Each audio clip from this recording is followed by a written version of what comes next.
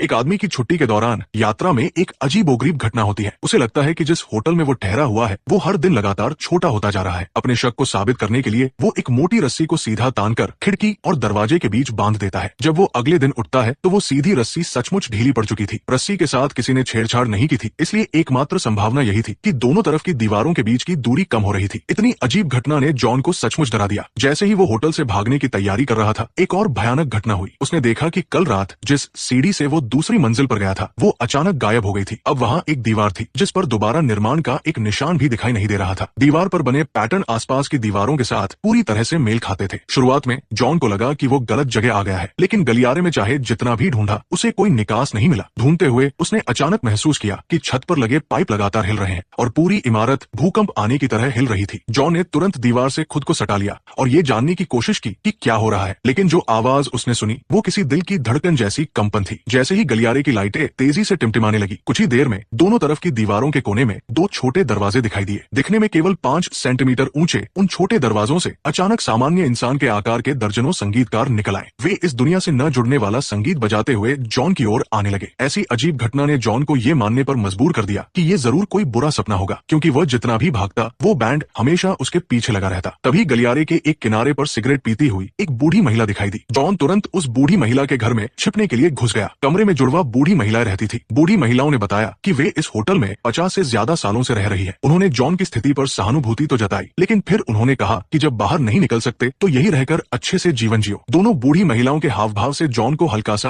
अजीब महसूस हुआ। इसके बाद बिना कुछ कहे वो दरवाजे से बाहर निकला और निकास ढूंढना जारी रखा। हल्की रोशनी और होटल की पुरानी साज सज्जा के माहौल में एक मोटी महिला अचानक प्रकट हुई और एक कमरे में गायब हो गई। जॉन आगे बढ़कर पूछना चाहता था, लेकिन उसके पीछे से आए 2 बच्चों ने उसका सूटकेस उठा लिया। जॉन अपना सूटकेस वापस लेना चाहता था, लेकिन जब उसने दरवाजा खोलकर देखा तो अंदर केवल एक छोटा सा स्टोर रूम था, बच्चे नहीं थे। जैसे ही जॉन को आश्चर्य हुआ, वो अजीब बैंड फिर से कोने में दिखाई दिया। तुरंत बाद ट्रे पकड़े हुए वेटर का एक समूह जॉन के पास वाले कमरे में घुस गया। बैंड को करीब आता देखकर जॉन भी तुरंत वेटरों के पीछे पीछे अंदर चला गया। ये कमरा शायद होटल का तैयार एक कमरा था। अंदर सजी हुई स्वादिष्ट व्यंजनों की भरमार ने जॉन को पल भर के लिए पहले का डर भुला दिया। हालांकि जैसे ही वो वर्तमान क्षण में खोया हुआ था, एक महिला मैनेजर ने बहुत कुशलता से जॉन को एप्रन पहना दिया। इस तरह जॉन अनजाने में होटल का एक रसोइया बन गया और इस समय जॉन को अवचेतन रूप से ये भी भूल गया कि वो होटल का ग्राहक है। जॉन को लगा कि वो पूरी तरह से रसोई में खो जाएगा, लेकिन उस रात लकड़ी के टूटने की एक आवाज ने जॉन को फिर से जगा दिया। जॉन गलियारे में उस आवाज के स्रोत को ढूंढने आया। ये आवाज स्पष्ट रूप से होटल की दीवारों के अंदर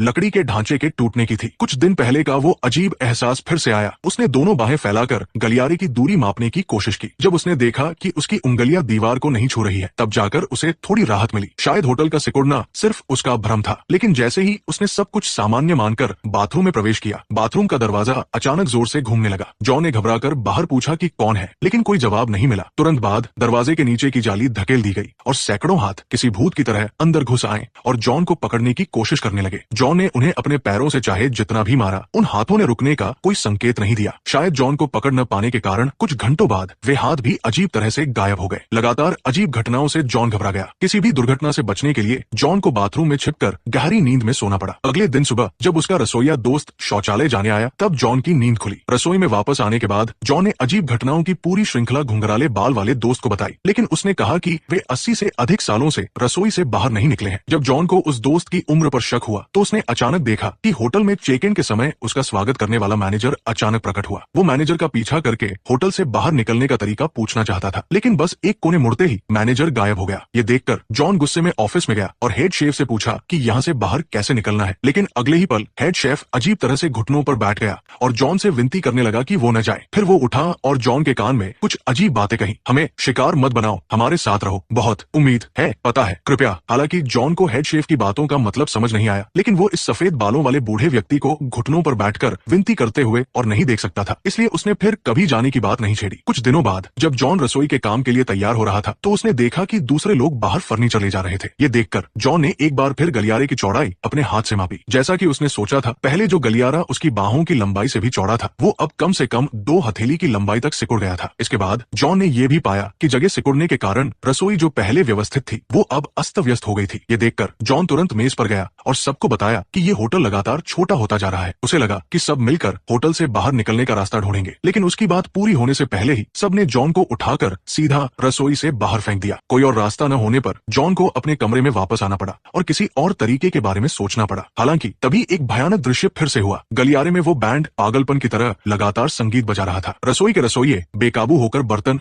और कड़ाही से एक ही ताल में बजा रहे थे। इसके तुरंत बाद होटल की दीवारें और पाइप भी तेजी से कंपन करने लगे। ये तीनों शोर जॉन के कानों में एक ही आवृत्ति में लगातार आ रहे थे। जॉन ने अपने कान कसकर बंद कर लिए थे, फिर भी उसे अपने दिमाग में बहुत असहज महसूस हो रहा था। और कुछ ही मिनटों बाद दीवार के सिकुड़ने के कारण पीछे की खिड़की तुरंत टूट गई। जॉन ने उत्सुकता से उठकर बाहर देखा, लेकिन अगले ही पल पूरे होटल की खिड़कियां एक साथ फट गई, जिससे जॉन जमीन पर गिर पड़ा। जॉन को एहसास हुआ कि अगर वो जल्दी से होटल से भागने का रास्ता नहीं ढूंढ पाया तो वो निश्चित रूप से होटल के सिकुड़ने से मर जाएगा। इसके बाद उसने अपनी याददाश्त के आधार पर गलियारे की दीवारों पर होटल का एक मोटा मोटा नक्शा बनाया, लेकिन चूंकि सभी सीढ़ीदार रास्ते अब दीवारों में बदल चुके थे और कोई रास्ता नहीं बचा था, इसलिए जॉन कई दिनों तक अध्ययन करने के बावजूद कोई सुराग नहीं ढूंढ पाया। एक दिन जब जॉन गलियारे में घूम रहा था तो उसने अचानक देखा कि दीवार के पीछे कुछ रेंग रहा है। जिज्ञासावश उसने दीवार पर लगा वॉलपेपर फाड़ दिया और अगले ही पल उसके सामने अनगिनत भयानक और घिनौने टेंटेकल्स दिखाई दिए। जॉन ने बस आगे बढ़कर उसे छुआ और होटल ने जैसे किसी संवेदनशील अंग को छू लिया गया हो अचानक हल्की सी कराहट भरी। इसके बाद जॉन ने एक धातु की थाली निकाली और टेंटेकल्स पर जोर से वार किया। जैसा कि सोचा था, दर्द महसूस होते ही होटल तुरंत जोर से हिलने लगा। लाइटें लगातार टिमटिमाने लगी और ऊपर के पाइप एक के बाद एक फट गए। इस दृश्य से जॉन डर गया और हड़बड़ी में अपने कमरे की ओर भागा, लेकिन जैसे ही वो गया वही होटल मैनेजर जो उसे अंदर लाया था वो उस दीवार के सामने अचानक प्रकट हो गया जिसे जॉन ने नुकसान पहुंचाया था। वो धीरे धीरे कुछ बुदबुदाते हुए दीवार को ठीक करने की कोशिश कर रहा था। इस बीच जब जॉन वापस अपने कमरे में आराम करने की सोच रहा था तो उसने अचानक देखा कि लगभग सभी होटल के मेहमान अजीब तरह से उसके कमरे में आ गए थे। जगह कम होने पर वे सीधे अलमारी के ऊपर लेट गए। जॉन के पास कोई चारा नहीं था, इसलिए उसे कमरा छोड़कर अकेले गलियारे में आराम करना पड़ा। अगली सुबह कमरे के अंदर की तेज फोन की घंटी ने जॉन को जगा दिया। ये देखकर जॉन तुरंत कमरे के अंदर भागा, लेकिन तब तक एक आदमी पहले ही फोन उठा चुका था। जॉन को लगा कि कुछ गड़बड़ है और जैसा कि उसने सोचा था उसके पास पहुंचते ही उस आदमी ने फोन काट दिया और कहा कि दूसरी तरफ से गलत नंबर लग गया था। जॉन जानता था कि यहाँ का लैंडलाइन केवल कॉल रिसीव कर सकता है, बाहर कॉल नहीं कर सकता, और इस तरह बाहरी दुनिया से बात करने का एकमात्र मौका छूट गया। वो गुस्से में उस आदमी को पकड़कर बुरी तरह डांटा और फिर कमरे के सभी मेहमानों को एक एक करके बाहर निकाल दिया। कमरे के फिर से खाली होने के बाद जॉन ने साफ तौर पर महसूस किया कि होटल फिर से बहुत सिकुड़ गया था। वो भागने का रास्ता खोजने के लिए और शोध करना चाहता था, लेकिन इस समय होटल का नक्शा पहले के मेहमानों द्वारा फाड़ दिया गया था। थकाहारा जॉन बिस्तर पर लेट गया। उसे नहीं पता था कि आगे क्या करना है। हालांकि तभी छत पर लगा सीलिंग लैंप अचानक घूमने लगा। जॉन को शुक्र है कि समय रहते पता चल गया, जिससे वो सीलिंग लैंप से कुचले जाने से बच गया। तभी एक अजीब दृश्य फिर से हुआ। सीलिंग लैंप के हटने से बने छेद में अचानक दो सफेद बालों वाली बूढ़ी महिलाएं दिखाई दी। बूढ़ी महिलाओं को शायद पता चल गया था कि जॉन होटल से बाहर निकलने का रास्ता ढूंढ रहा है, लेकिन उन्होंने जॉन से कहा कि वो अब और बेकार की कोशिश न करे। वे इस होटल में 300 से ज्यादा सालों से रह रही है और उन्होंने कभी किसी को यहाँ से जाते हुए नहीं देखा। ये सुनकर जॉन को थोड़ा सा अजीब महसूस हुआ। गायब हुई सीढ़ियां, लगातार सिकुड़ता होटल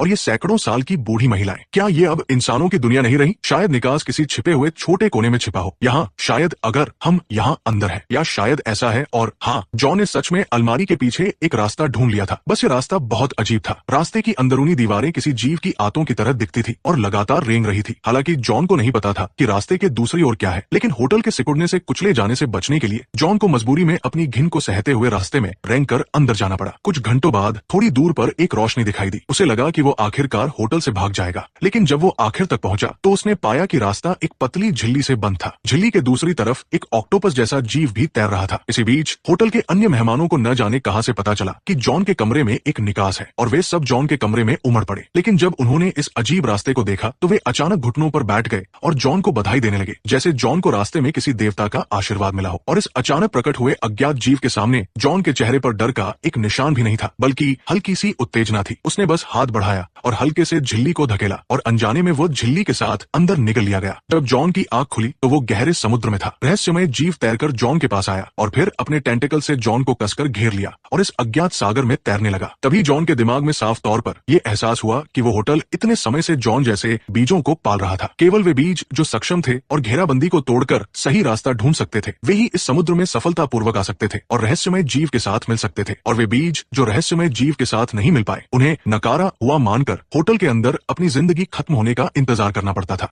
एक आदमी की छुट्टी के दौरान यात्रा में एक अजीबोगरीब घटना होती है। उसे लगता है